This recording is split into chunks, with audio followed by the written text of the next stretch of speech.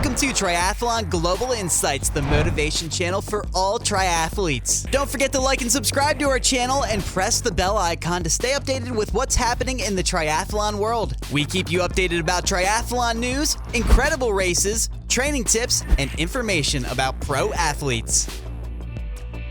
Triathletes play a very important role in the sports world and receive a lot of love from their fans, but unfortunately, they face a lot of injuries compared to other athletes. The knee, the ankle, the foot, and the lower back are all common places for an injury for a triathlete. Triathletes are faced with different injuries on different body parts like lower back, knee, calf, foot, and ankle pain. These injuries are faced due to poor training, a lack of strength, or control. Statistics reflected the fact that many new runners or swimmers faced more injuries than experienced athletes, swimmers, and runners. So it is essential to start slowly when taking on a new discipline to become a triathlete. Now, we are going to highlight some common injuries that are faced by triathletes. Every fifth sports injury is a sprained ankle. A sprained ankle is one of the most common sports injuries. These injuries are common in individual sports, especially triathletes who are faced with stopping, turning, jumping, running, or landing on uneven surfaces. Most of the time, the ankle is sprained on the outside of the foot. The foot is twisted inwards or outwards, which may cause the ligaments in the ankle to tear partially or entirely. Swelling, tenderness, and pain issues develop on the inside or outside of the ankle. A sprained ankle takes 24 to 48 hours to fully recover. The focus should be on relieving the pain and limiting swelling.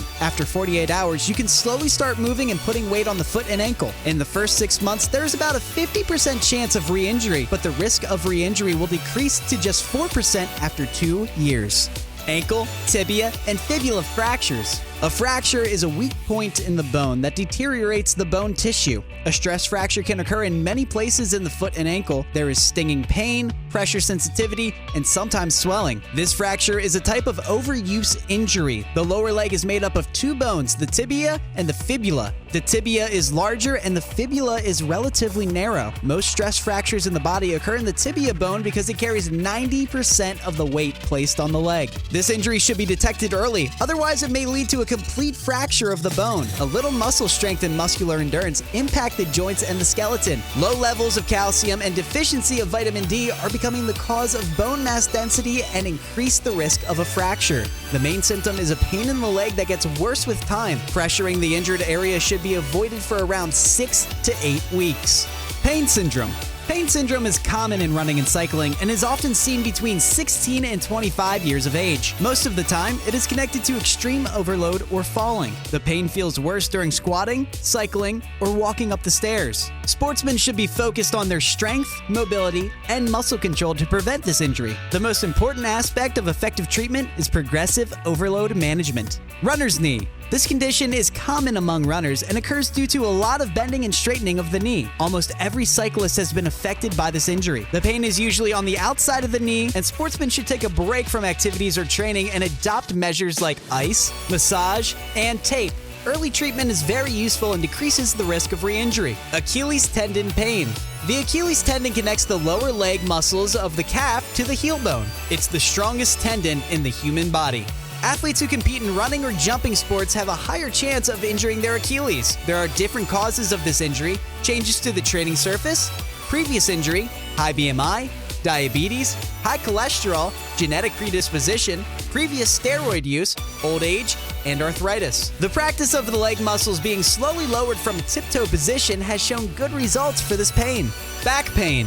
Back pain is very common within athletes. Almost 85% of athletes have back pain experience. Back pain is common in cross-country skiing, rowing, and tennis sports. It affected an athlete's performance ability. Back pain sometimes occurs as a result of a kick or a fall sprain.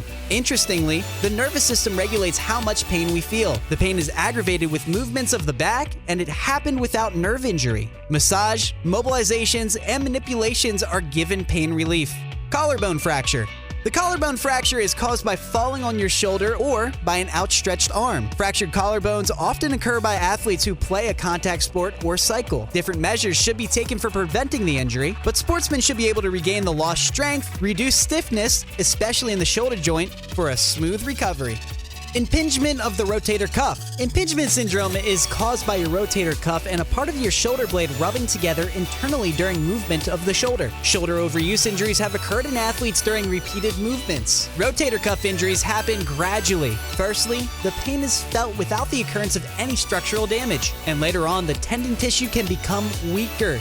The recovery length is around 12 months. In triathlon, the combined practice of swimming, cycling, and running enhances the chance of overuse injuries. Muscle imbalance and stress fractures are affected by several parts of the body. Swimmers and cyclists are more at risk of these injuries if they lack running experience and muscle elasticity. Cycle-run transition face particular risk for knee and lower back injury in the triathlon. Sharp and overuse injuries are most common with triathletes. It is important to avoid intensive training to reduce triathlon injuries. It is essential to execute a periodic health evaluation that decreases injuries and diseases as a triathlete. Thanks for watching this informative video. Please like, subscribe, and press the notification bell for more videos from the sports world. See you next time, and let us know in the comments below, have you or your favorite triathlete faced injury